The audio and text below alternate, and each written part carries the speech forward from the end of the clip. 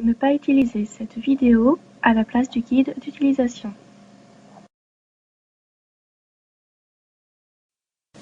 Le BioBite Corrector se fixe sur un appareil multi-braquettes avec un arc en acier d'une taille minimum de 17 par 25 sur les arquettes supérieures et inférieures. L'extrémité de l'arc inférieur doit être repliée pour éviter une inclinaison des incisives. Si vous utilisez des braquettes autoligaturants, les braquettes marquées doivent être protégées avec une ligature pour éviter de casser le clapet. Les braquettes marquées ne doivent pas être en céramique car ils sont plus fragiles que les braquettes métalliques. Ici, vous pouvez voir les conditions idéales pour utiliser de manière efficace le BioBite Corrector. Utilisation clinique du BioBite Corrector. Le côté gauche du BioBite Corrector est différencié du côté droit.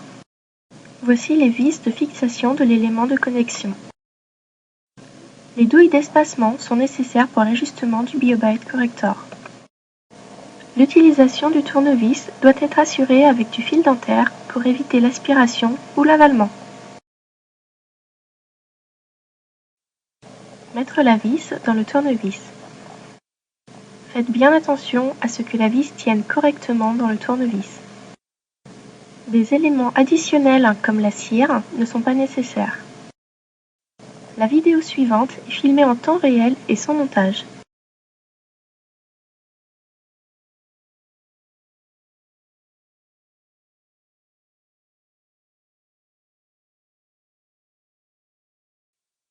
On commence par la fixation sur le côté gauche.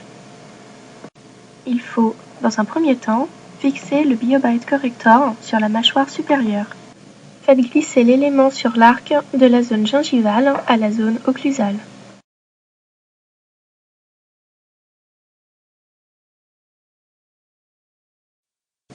Ensuite, vous pouvez attacher la vis en utilisant le tournevis. L'élément de connexion ne doit pas être en contact avec le bracket de la première molaire.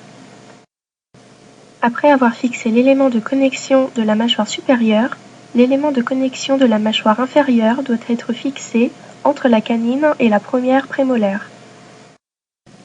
Faire glisser l'élément sur l'arc de la zone gingivale à la zone occlusale et ensuite attacher la vis de fixation.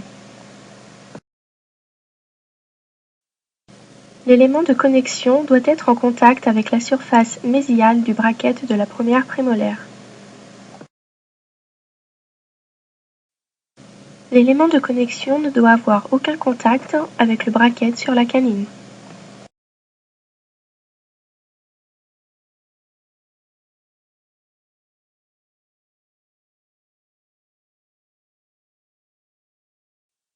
Fixez l'autre côté de la même façon.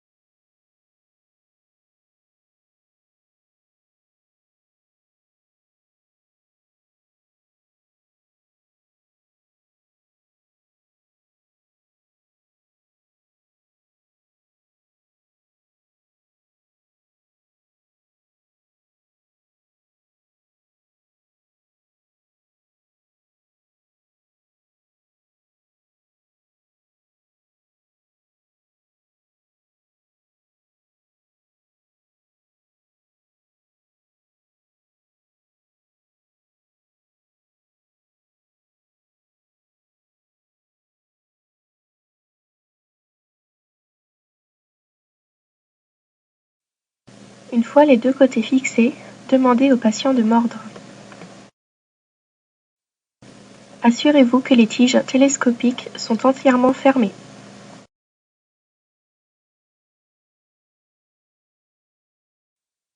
Si une occlusion distale demeure, l'utilisation des douilles d'espacement permettra d'avancer la mâchoire inférieure vers l'avant. Ces douilles d'espacement peuvent être coincées sur l'appareil, auquel cas la mâchoire inférieure peut se repositionner en occlusion neutre. Les douilles d'espacement sont attachées à la plus fine tige télescopique.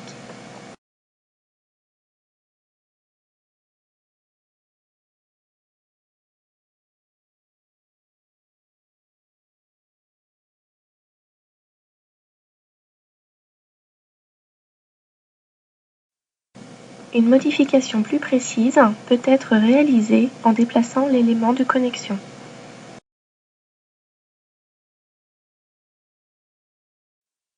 Merci de votre attention.